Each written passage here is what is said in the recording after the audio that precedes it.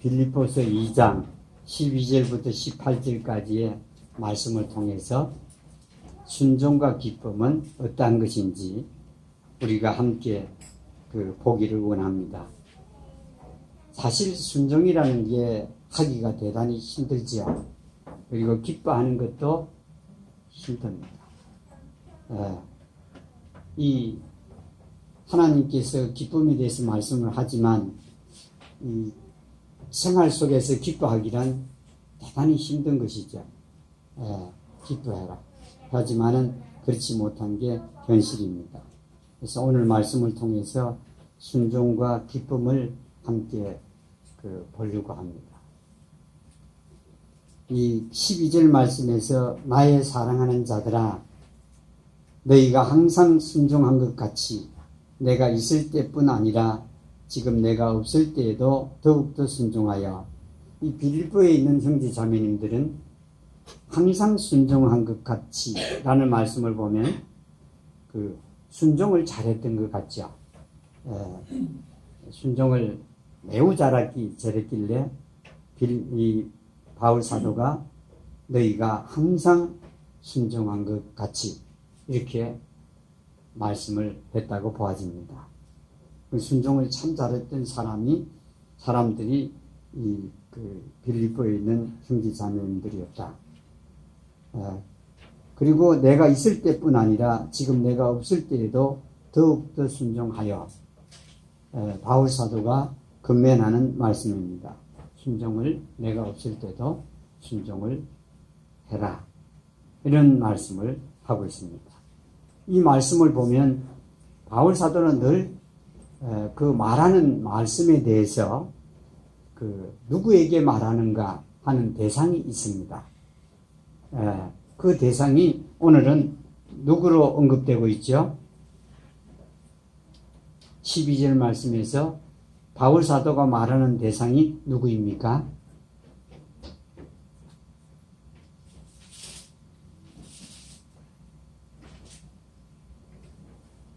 누구인가 한번 찾아보시죠. 12절에서. 사랑하는 자들입니다. 영어로 그대로 번역을 하면 사랑을 입은 자들 이렇게 되어 있습니다. 누구의 사랑을 입은 자라고 말하고 있죠? 여기에서는 바울 사도의 사랑을 입은 자를 말합니다. 바울 사도가 사랑을 했고 바울 사도의 사랑을 입은 자들 이렇게 언급되고 있습니다. 나의 사랑을 입은 자들, 내가 사랑한 자들, 나의 사랑을 입은 자들 이렇게 언급하고 있습니다. 이걸 보면은 빌립보에 있는 형제 자매들을 바울 사도가 사랑했다는 걸 알 수 있고 바울 사도의 사랑을 빌립보의 형제 자매들이 입었다 하는 말씀을 볼 수 있습니다. 입은 자들에게 내가 편지한다 이렇게 말하고 있습니다. 내 사랑을 입은 자들, 그러니까 사랑을 입은 자들입니다. 바울 사도의 사랑을 입은 자들에 대해서 에게 말하고 있다 하는 겁니다. 이 사랑을 입는다는 게 대단히 중요합니다. 누구의 말을 들으려고 하면 사랑을 입은 자와 사랑을 입지 않는 자들의 차이가 있습니다. 여기에서 사랑을 입은 자들에게 말을 해야 그 말을 귀담아 듣고 깨달음에 이를 수 있기 때문입니다. 여기에서 바울 사도는 사랑을 입은 자들이 이 말을 전하는 말의 대상이라는 것을 말씀하고 있죠. 우리가 늘 확인해야 되는 게 뭐냐면은 내가 하나님의 사랑을 입었는가 하는 것을 확인하는 게 대단히 중요합니다. 하나님의 말씀을 들으려면 뭘 확인해야 되냐면은 하나님의 사랑을 내가 입었는가 하는 걸 확인하면 되고요. 사람의 말을 들으려 하면 그 사람에게서 내가 사랑을 입었는가 하는 걸 확인을 해야 그 말을 우리가 잘 들을 수가 있죠. 이 사랑을 확인하는 게 대단히 중요합니다. 아이들이 말을 안 듣는 것은 무엇 때문인가 하면은 사랑을 입었는가를 모르기 때문에 그래서 사랑에 대해서 확인을 시켜주는 게 대단히 중요합니다. 이 베드로가 예수님을 3번 부인했을 때 예수님께서 확인하려고 했던 것은 사랑입니다. 사랑. 네가 왜 나를 부인했느냐? 이걸 물어서 책망하려는 게 아니라 사랑을 확인합니다. 내가 뭘 해줬느냐? 이걸 한 게 아니라 네가 나를 사랑하느냐 했듯이 이 감옥에 갇혀 있는 바울 사도가 확인하고자 했던 것은 바울 사도가 사랑했던 사랑을 빌립보에 있는 형제자매들이 기억하기를 원했습니다. 사랑을. 생각을 해보면 이 빌립보에 있는 형제자매들은 사랑을 입었기 때문에 자기들을 사랑했던 바울 사도가 감옥에 갇혀 있을 때 그 분위기는 대단히 싸늘할 겁니다. 왜냐하면 사랑하는 바울 사도가 감옥에 갇혔기 때문에 그들의 마음이 많이 상했을 테고, 뿐만 아니라 하나님을 원망하는 사람도 있었을지 모릅니다. 왜냐하면 하나님을 사랑하고 하나님의 사랑을 입었고 말씀을 받았고 말씀을 한 바울 사도가 왜 감옥에 갇히게 했느냐고, 이렇게 하나님을 원망하는 사람도 있었을 수 있습니다. 이 사람이라는 건 대단히 얄팍하죠. 그 어떤 형제가 그랬대요. 하나님께서 내가 원하는 걸 왜 안 들어주지? 근데 하나님께서 하나님의 말씀에는 들어주는 조건이 몇 가지가 있죠. 그런데 그 조건에는 그 형제는 하나도 해당되는 게 없습니다. 왜 안 해주는가? 하나님은 무엇이든지 구하면 해준다고 그랬는데 왜 해주지 않을까? 이랬대요. 여기에 보면은 그 바울 사도가 감옥에 갇힌 것으로 인해서 마음이 많이 아팠던 사람이 이 빌립보의 형제 자매들입니다. 그런데 이 사람들에게 그 바울 사도가 말을 하고 있는 겁니다. 하면서 사랑을 너희가 입은 자들이다 하는 것을 확인하고 말함으로 확인을 스스로 하게끔 했다. 이 사랑이 제일 중요합니다. 잘하고 잘못하는 것보다 더 중요한 것은 사랑입니다. 사랑은 모든 허물을 덮는다. 크다한 허물도 덮는다고 말씀하셨듯이 사랑이 없기 때문에 여러 가지 문제가 생기죠. 근데 여기에서 이 본문에서 순종이라는 건 순종을 내가 있을 때나 없을 때나 순종을 해라 하고 말씀하는데 그 순종은 뭐라고 여기서 말씀하고 있죠? 그 12절에 보면은 그 순종은 그 어떤 일을 하게 되죠?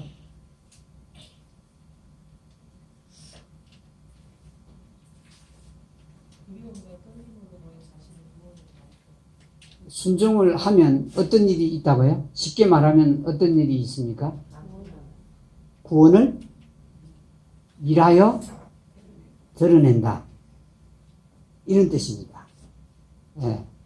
여기 12절 말씀 그대로입니다. 구원을 쉽게 말하면 드러낸다, 나타낸다. 이런 뜻입니다. 순종이 뭘 드러낸다고요? 구원을 드러낸다. 이렇게 말씀합니다. 생활 속에서요.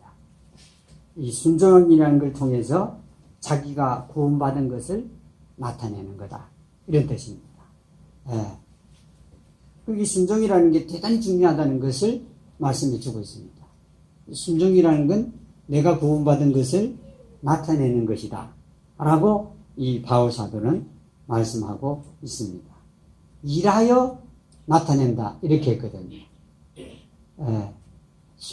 순종하여 그 자신의 구원을 일하여 드러낸다. 이렇게 말씀했습니다. 대단히 어렵죠. 문장 자체가 어렵습니다. 이 말씀 자체가 대단히 어렵긴 한데 그래도 이 말씀을 보면 내가 순종하는 것이 내 구원을 어떻게 한다는 것이냐면 나타낸다 하는 뜻입니다. 순종. 이 교회에서야 다 순종하는 것 같이 보이지만은 자기 생활에서 모든 일에서 순종하는 것이 내 구원을 나타낸다.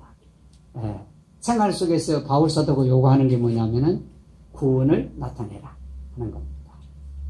마음속에 구원을 내가 받았다고 간직하는 것이 아니라 자기가 구원받았다면 구원받은 것을 순종을 통해서 나타내라. 이렇게 말씀을 하고 있습니다. 그리고 그걸 보면 순종이 대단히 중요합니다. 순종하는 거예요. 얼마나 여러분 이게 중요한지 모르죠. 이 말씀을 통해서 보면 자기의 구원을 증명하는 것이 순종이다. 이렇게 말씀합니다. 그러면 순종이라는 게 도대체 무엇에 대한 순종인가 하는 것을 이 본문에서 보면은 순종하는 게 우리 안에서 하나님께서 일하시는 것에 대한 순종입니다. 우리 안에서 성령께서 일하시고 계신데 그 일하시고 계신 것을 내가 순종하는 것을 순종이라 합니다. 하나님께서 우리가 알든지 모르든지 우리 안에서 성령님을 통해서 일을 하시죠. 생활 속입니다.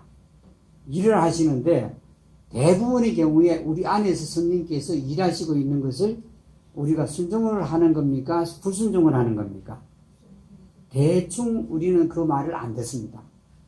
우리 안에서 일하시는 성령의 속삭임이 있는데도 그 말을 안 듣고, 그런데 여기에서 순종이라는 건 이 본문에서 보면 너희 안에서 일하시는 하나님의 그 일하심에 순종하라 하는 뜻입니다. 우리는 그걸 또 포착도 못합니다.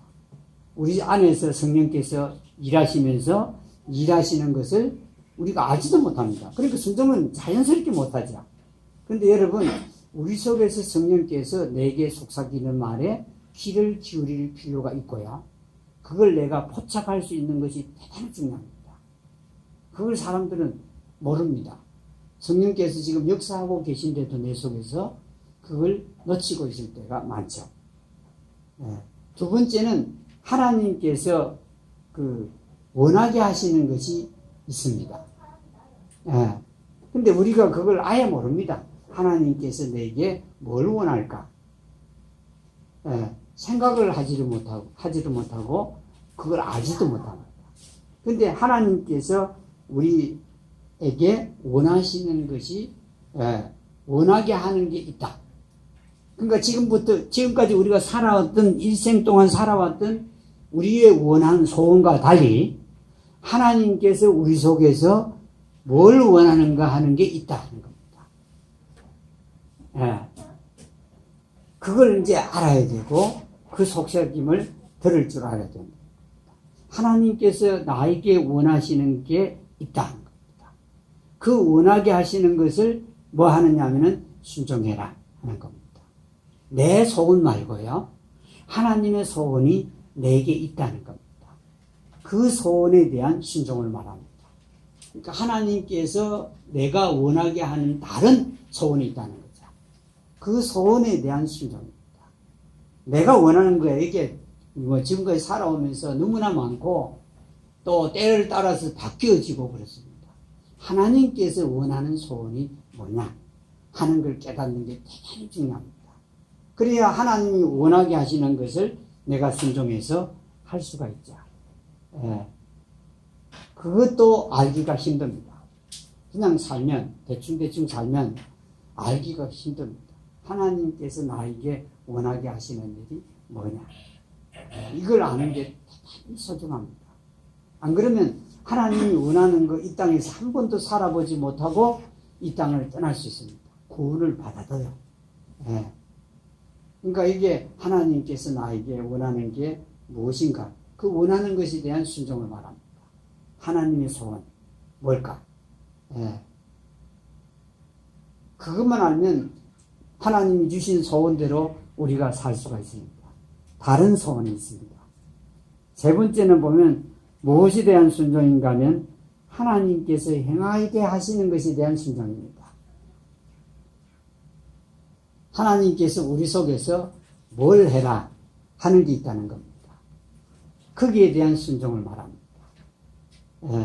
하나님께서 우리가 하도록 하는 것에 대한 순종입니다. 그건 어떤 때는 그 속삭임을 들을 때도 있고 못 들을 때도 있는데, 포착할 수도 있을 수도 있고 없을 수 있는데, 포착해도 대부분의 경우에는 하나님이 행하게 하는 것을 안 할 경우가 많죠. 거기에 대한 순종을 하기를 원합니다. 하나님께서 소원하게 하는 것, 행하게 하시는 것, 그걸 하는 것을 여기서는 순종이다. 그리고 이게 지금 더 나아가거든요. 이 본문에서 그 세상의 빛들로 뭐 하라고 그러죠? 비치게 하는 것, 이렇게 합니다. 지금 우리는 이 평범한 어떤 사람이 아니고, 여기에서 이 바울 사도가 뭐라고 구원받은 사람들에게 무엇이라고 언급하느냐면 세상의 빛들이다 그럽니다. 힘없고 연약하고 아무것도 아닌 이런 사람들이 아니라 세상의 빛이다 그럽니다. 빛요. 그러니까 우리의 위치를 빛을 받고 사는 사람으로 말하는 게 아니라 어떤 사람으로 말씀하죠? 빛을 비추는 사람이다. 빛을 비추는 사람입니다. 그러니까 우리의 그 위치에 대해서 말씀하면서 세상의 빛들로서 빛을 비추는 것에 대한 순종이죠. 세상의 빛이니까 당연히 어떻게 해야 되죠? 이거 노력 안 해도 어떻게 하게 돼 있죠? 빛이 비치게 돼 있죠. 빛은 노력하는 게 아니잖아요. 그냥 비치는 거죠. 근데 비치는데 그걸 내가 살아온 인생을 따라서 어떻게 하죠? 대부분의 경우에 그 빛을 누가 막죠? 내가 막을 수 있습니다. 빛을. 그러니까 보십시오. 이게 그 옛날 사람은 예수님이 십자가에서 어떻게 했다고 그러죠? 끝났는데도 그게 끝난 걸 모르면은 세상에 빛이 비치려고 하는데, 내게 안 비치려고 하는 게 비치려고 하는데 그걸 막는 일이 생기게 되죠. 순종이라는 건 그런 걸 말씀을 하고요. 그리고 이 무엇에 대한 순종이라죠? 생명의 말씀을 제시하는, 생명의 말씀을 제시하는데 순종해라. 그러니까 각자 뭐 하라는 말이죠? 바울 사도가 말씀을 전하는 자입니까? 아닙니까? 전하는 사람인데, 여기에 바울 사도가 말하고 있는 바울 사도의 사랑을 본 형제 자매들도 뭐 하라는 말씀이죠? 생명의 말씀을 제시해라. 보여줘라. 다른 사람한테. 여기에 대한 순종을 말합니다. 나 아무것도 아니고, 난 직분도 없고, 난 아무것도 모른다. 이런 핑계가 되는 게 아닙니다.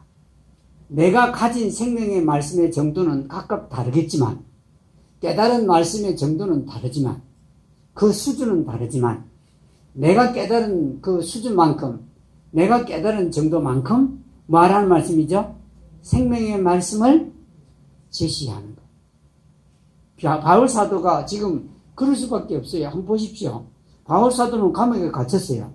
누가 생명의 말씀을 전해줘야 되겠죠? 깨달은 형제 자매들이 전해줘야 됩니다. 그렇잖아요?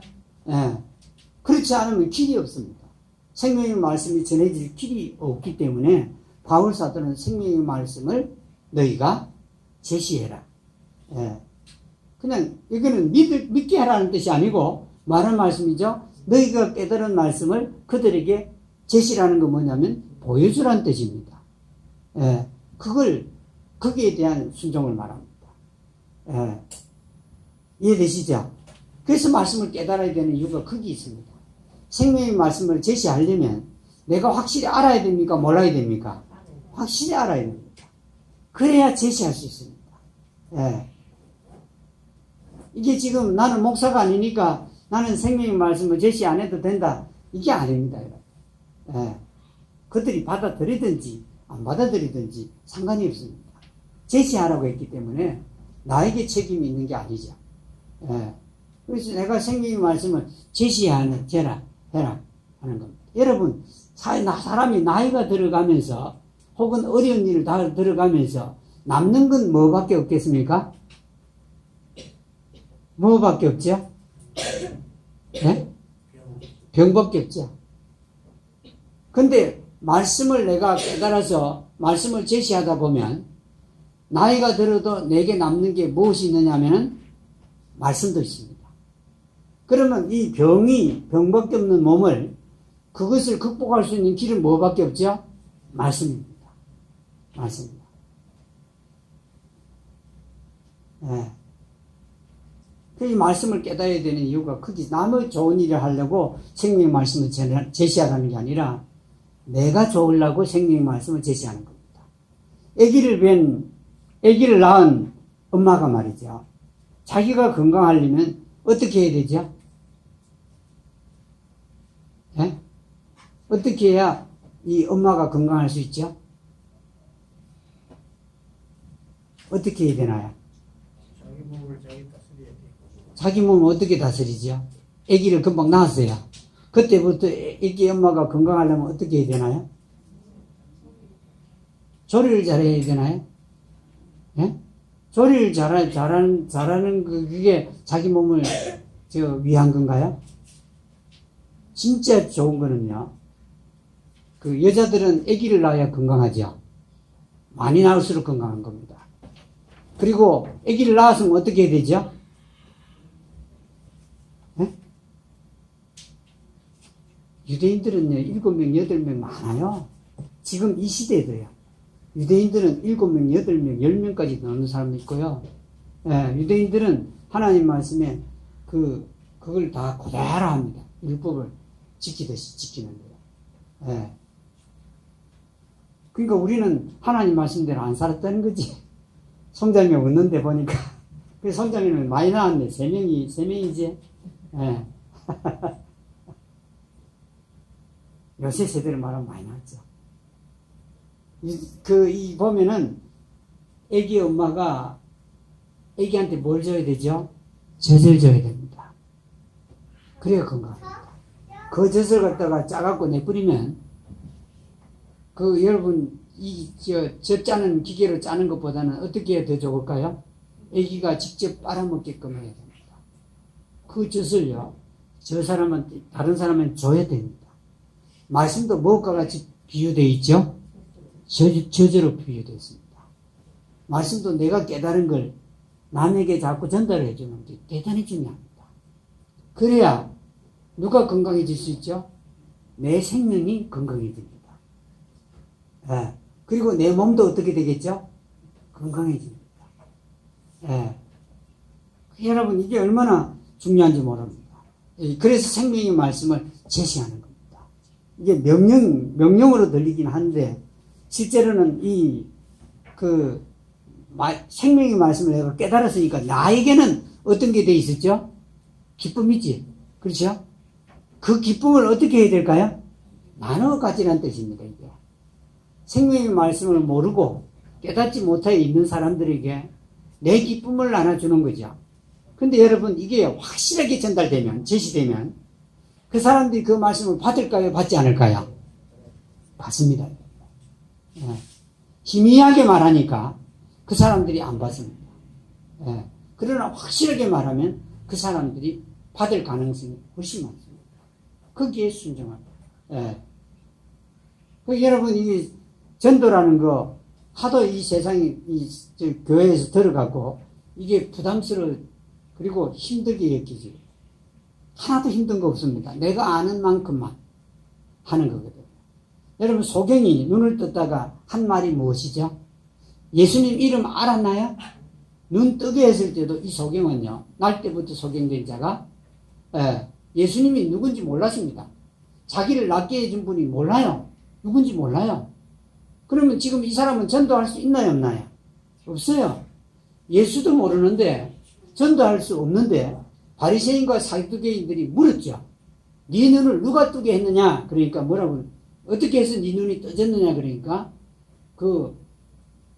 이름은 몰라요. 네. 내가 아는 것은, 뭐라고 그랬죠? 이전에는 내가 소경이었다가, 지금은 내가 보는 거다 그랬습니다. 예수 이름도 모르는데, 자, 여러분, 자기가 이 진리를, 생명의 말씀을 어떻게 했죠? 전했죠. 제시했죠. 그 사람들이 믿음이 없죠. 그러나 자기가 아는 만큼 생명의 말씀을 전달하는 겁니다. 이것에 대한 순종이기도 합니다. 여러분, 하나님께서 뭘 더 기뻐하실까요? 헌금을 많이 하는 걸 기뻐할까요? 아니면 생명의 말씀을 제시하는 걸 기뻐할까요? 그겁니다. 예. 하나님께 무슨 여러분 없습니까? 돈이? 예. 우리가 받을 만한 능력이 되지를 못해서 그렇지, 믿음이 되지를 못해서 그렇지, 하나님께는 다 있죠. 없는 게 없죠. 예. 그런데 여기에 이 생명의 말씀을 제시하는 것에 대한 순종이고요. 다음은 희생에 대해서 언급하죠. 본문에서 희생하는 것에 대해서. 사랑은 이게 참 진짜 중요합니다. 예. 희생이라는 건 자기 자신에게는 손해를 보고 남에게는 이득이 되게 하는 그 행동이나 말입니다. 예. 이나 행동이나 말이죠. 희생. 여러분, 이게 나이가 들면서 백발이 사람들의 존경이 되려고 하면 어떻게 하는 일이 많으면 많을수록 좋으냐면요, 무슨 일이 많아야 되겠죠? 희생하는 일입니다. 예. 남을 위해서 희생을 하면 나이가 들면 들수록 그 사람들을 존경합니다. 예. 그 빌립보에 있는 형제 자매들에게 희생할 것에 대한 말씀도 하고 있습니다. 또 빌립보 형제 자매들 이미 희생하는 삶을 살았고요. 희생. 남을 위해서 희생하는 것. 예. 그것보다 여러분 좋은 게 없습니다. 여러분, 자식을 위해 희생하는 거하고 남을 위해서 희생하는 거하고 어느 게 더 여러분 값진 그 보람이 있는지 아십니까? 무엇이 여러분 누가 우리에게 더 고마워할까요? 남이 고마워합니다. 여러분, 자식을 위해서 여러분 많이 일을 해도요, 그 사람들이 우리한테 고마워하는 고마움은 남이 나에게 고마워하는 것보다 훨씬 못합니다. 여러분, 지금 당장에 제가 10만 원을 가지고, 한 40만 원을 가지고 그 시골에 가서 그 할머니, 할아버지들에게 식사 한 끼를 사줬다고 생각해 보십시오. 그분들이 여러분 얼마나 감사하는지 아십니까? 진짜 감사합니다. 예. 하다못해 5,000원짜리 짜장면 사러 시골은 6,000원인데요. 6,000원짜리 짜장면을 한 그릇 사줘도요, 두고두고 얘기합니다. 두고요. 예. 차 한 번 태워드렸는데, 한 번 내지 3번, 많이 태워서 3번인데, 그분들 두고두고 차 태워주면 고마워합니다. 여러분, 남을 위해 희생하는 것만큼 아름답고 고귀한 게 없다. 우리는 지금까지 살면서 우리의 혈육 이 친척들을 위해서 해주는 거, 그거 고귀하게 생각했는데요, 진짜 감사를 많이 받고 존경을 받으려면 남을 위해서 해야 될 거예요. 예. 여러분, 이게요, 제가 배운 게 그겁니다. 이게 이 혈육과 친척들을 위해서 해준 것보다 남을 위해서 희생하면 그렇게 감사가 넘치도록 한다. 예. 여러분, 이게 아이들 집 구하고 할 때 저는 큰 거 못 해주고 집 고치는 거나 이런 거 창문하는 거 이런 거 제가 도와준 적은 있는데, 그때 한마디 딱 감사합니다. 그 후로는 그것에 대해서 감사 안 합니다. 아시겠죠? 남들에게 희생하는 게 그게 정말 귀중하고요. 우리가 존경을 받고요. 또 사람들이 우리를 감사하고요. 예. 그걸 여기 성경에서는 말씀합니다. 그래서 성경은 직입니다. 이 희생하라는 건 남들을 위해서 희생하라고 합니다. 성경에서는 친척과 혈육을 위해서 희생한 건 희생이라고 안 합니다, 여러분. 당연히 뭐 해야 되는 일이죠? 해야 되는 일. 이렇게 말씀합니다. 그래서 희생이라는 걸 여러분 한번 해보십시오. 참 귀중합니다. 얼마나 사람들이 위하는지 모릅니다. 예. 예? 예. 그 감사하는지 모르고요. 예. 마지막으로 섬기는 것을 여러분 한번 해보십시오. 사람들을 섬기는 일. 나는 거기에 대한 순종을 해보면요. 섬기는 것이 얼마나 좋은가 하는 걸 알 수 있습니다. 예. 하나님의 말씀을 따라 섬기는 이 섬김의 삶은요. 어떻게 보면 사람들 볼 때는 바보같이 보이고 사람들 볼 때는 참 못한 사람 같이 보이는데 하나님께서 복을 넘치도록 부어주십니다. 예. 약속하신 대로 섬기는 거예요. 섬김을 받으려는 게 아니라 섬기는 게 얼마나 여러분 하나님 섬기고 하나님의 사람들을 섬기는 일이 그리고 다른 사람들을 섬기는 일이 얼마나 복스러운가를 알 수 있게 될 것입니다. 이런 것에 대한 순종입니다. 그런데 여기에 어떻게 순종하라고 하냐면은 불평과 무엇이 없이라고 그러죠? 시비가 없이 섬기라 이런 겁니다. 순종을 하되 불평과 시비가 없이 불평과 다툼이 없이 해라. 하다 보면 상황이 어떻게 되죠? 나에게 불리한 일이 생깁니다. 내게 어려운 일이 생겨요. 그때 보통 사람들은 어떻게 하나요? 불평하고 시비를 가립니다. 다툽니다. 그게 없이. 그러니까 여기에서 아까 말씀했던 하나님의 말씀대로 우리가 순종을 하고 있으면 불평과 시비가 없게 돼 있겠죠. 근데 불평과 시비가 없어요. 하는 것을 말씀해 주고 있습니다. 이렇게 우리가 순종해야 되는 이유가 뭐냐면은 이 모든 일을 하게 하는 분이 누구라고요? 하나님이십니다. 하나님께서 하게 하기 때문입니다. 그리고 우리가 그런 일들에 순종하고 있으면 우리가 누구인지를 사람들이 알게 되겠죠? 하나님의 아들들이 이 본문에서는요.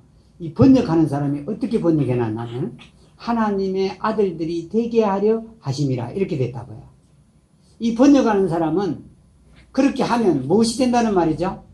하나님의 아들들이 된다 이렇게 생각했던 겁니다.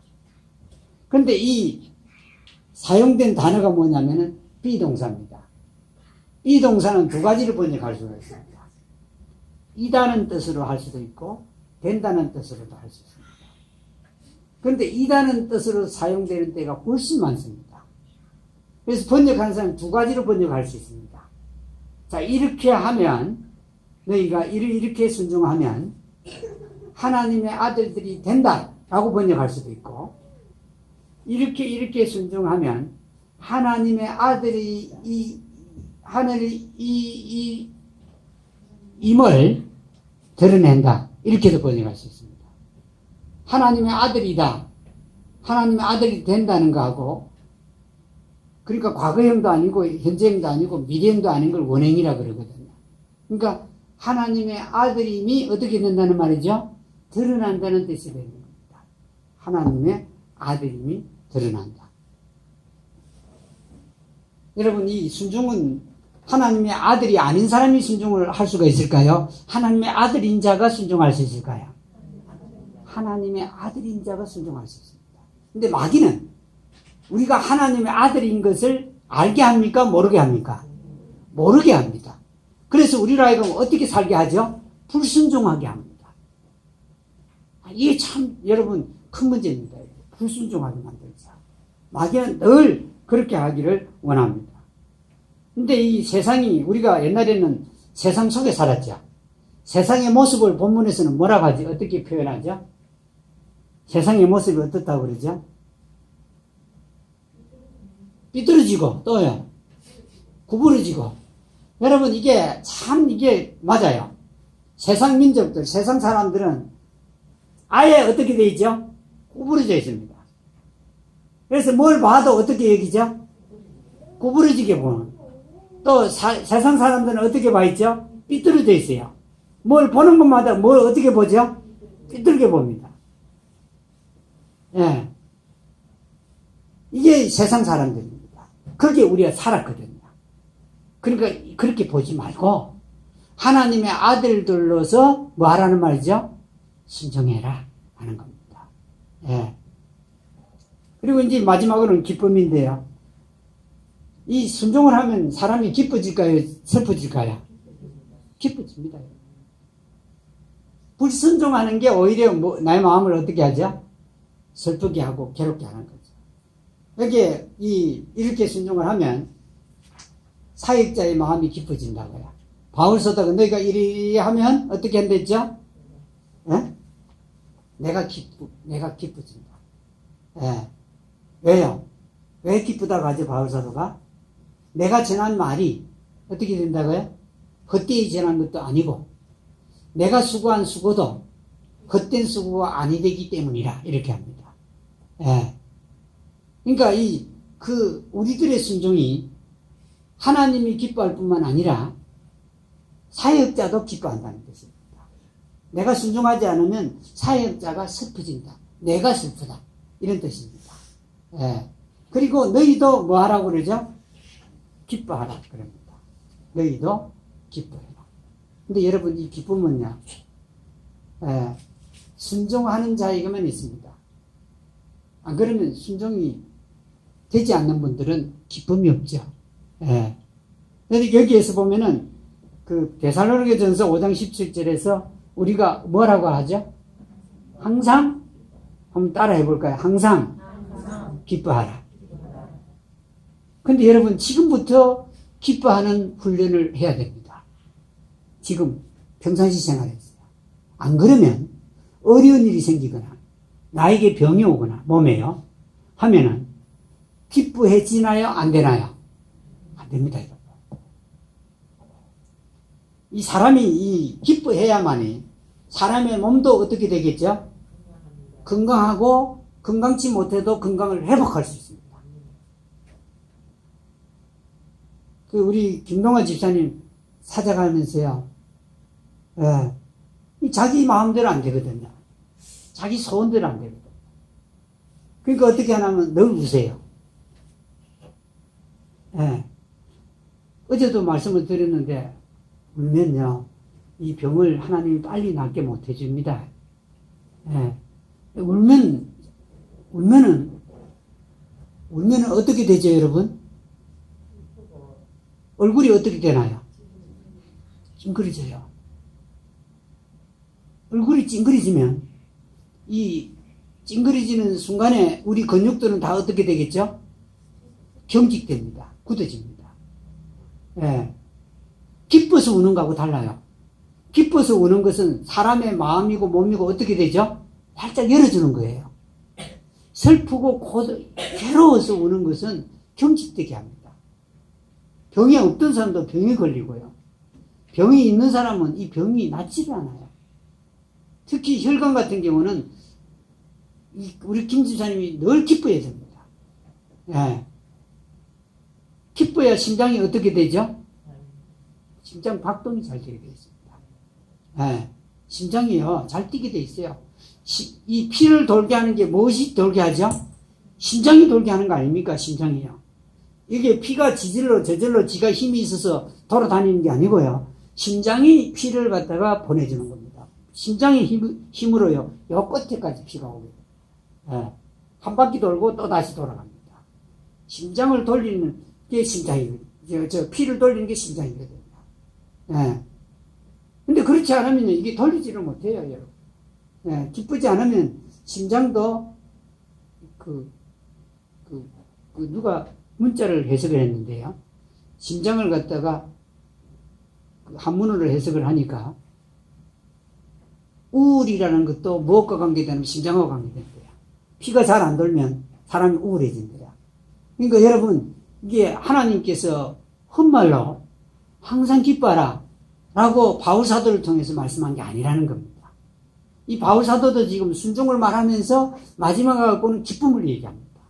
너희도 나와 함께 기뻐해라. 이렇게 말합니다. 나도 기뻐하겠는데. 이렇게 말합니다. 그런데 사실 순종은 대단히 힘들다는 겁니다. 바울 사도가 뭐라 그러죠? 내가 언제 기뻐한다고 그러죠? 그리스도의 날에 기뻐하리라. 이렇게 합니다. 그러니까 순종 자체가 대단히 힘듭니다. 누가 도와주셔야 순종할 수 있는가 하면은 성령님이 도와주셔야 됩니다. 그게 베드로 전서인가요? 그렇죠. 성령으로 말미암아 너희가 순종하게 되었으니 순종에 이르게 돼 이렇게 말씀합니다. 성령께서 도와야 순종할 수 있습니다. 예. 그러면서 기뻐해라. 항상 어떻게 해요? 항상 기뻐해라. 뭘 보고 항상 기뻐할 수 있죠? 주변에 일어나는 일들로 우리가 기뻐할 수 있나요? 없습니다. 무엇으로 기뻐할 수 있죠? 전주에 우리가 예수님은 어디에 순종했다고 그랬죠? 십자가에 죽기까지 순종했다 그랬죠. 뭘 생각해야 되겠죠? 예수님이 내 대신 십자가에 죽으셨다. 예수님은 안 죽고 싶었는데 죽으셨다는 겁니다. 예수님이 뭘 하셨죠? 할 수만 있으면 아버지여 이 잔을 내게서 옮기시고 그 잔은 무슨 잔이죠? 죽음의 잔입니다. 예. 그리고 십자가에 달렸을 때는 뭐라고 불러주셨죠? 아버지여 뭐랬죠? 어찌하여 나를 버리는 그러니까 버린다고 느낄 정도로 예수님은 아주 심각한 고통을 당하셨죠. 그걸 생각하면 우리가 기뻐할 수 있습니까? 없습니까? 항상 기뻐할 수 있습니다. 예수님이 대신 죽으셨다. 나 대신 죽으셨어. 죄값을 치렀다. 죄값은 여러분 이게 죽음이 죄값이죠. 죽음으로 죄값을 치르셨다 하면서 여러분 여기 계신 모든 분들은 이 오늘 말씀에 의하면 뭐 하라는 말씀이죠? 기뻐해라. 예. 그 기뻐하는 게 하나님의 뜻입니다. 데살로니가전서에 보면은 너희가 기뻐하는 것이 하나님의 뜻이니라. 그 뭐 세 가지가 있는데요. 기도하고 또 감사하고 하는 것이 뜻이 있는데도 그 중에 하나가 기뻐하는 겁니다. 기쁨입니다. 그래서 여기 이 바울 사도가 빌립보에 있는 형제자매들에게 그런 말씀들을 하고 있습니다. 우리는 하나님의 아들들이다. 그것이 우리의 순종을 통해서 나타난다. 하는 것을 보여주고 있습니다. 오늘 여기까지만 하겠습니다.